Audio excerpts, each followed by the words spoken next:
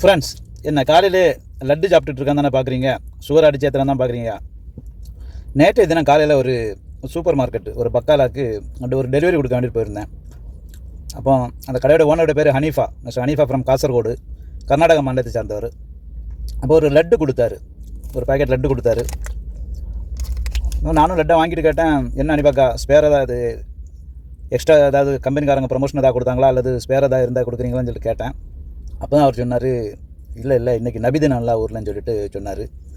அப்போ அதனால் ஒரு சந்தோஷத்துக்கு வேண்டிட்டு கொடுக்குறேன்னு சொல்லிட்டு சொன்னார். அந்த ரெட்டில் ஒரு ஸ்டிக்கர்லாம் இருந்தது, அவங்களுடைய அந்த குடும்பத்துடைய பேர் ஸ்டிக்கர்லாம் இருந்தது. அப்போ தான் எனக்கு ஞாபகம் வந்தது, நம்ம ஊரில் நாளைக்கு இல்லை நபிதினம்னு சொல்லிட்டு. சம்பவம் நேற்று நடந்தது. அந்த கேரளாவில் நேற்று நபிதினம், நம்ம ஊரில் இன்றைக்கி நபிதினம். அப்போ நம்ம ஊரில் இன்றைக்கும் நேச்செல்லாம் விளம்பிகிட்ருப்பாங்க. ரொம்ப சந்தோஷம், அல்ஹம்துலில்லாஹ். அனைவருக்கும் நபிதின நல்வாழ்த்துக்கள். அப்புறமா ஹனீஃபாக்காவை பற்றி பார்த்தோன்னா, ஹனீஃபாக்கா சுமார் 30 ஆண்டுகளுக்கு மேலாட்டு சவுதியில் இருக்கிறார். ஆரம்ப காலகட்டத்திலலாம் சாய கடையெல்லாம் நடத்திட்டு இருந்தார். பூஃபியான்னு சொல்லிட்டு சொல்லுவோம், சாய கடை நடத்திட்டு இருந்தார். ரொம்ப கஷ்டப்பட்டு எடுத்து முன்னுக்கு வந்து இப்போ ஒரு சூப்பர் மார்க்கெட் நடத்துகிறாரு. அப்போ சவுதி அரேபியாவில் சின்ன சூப்பர் மார்க்கெட் பக்காலான்னு சொல்லிட்டு சொல்லுவாங்க.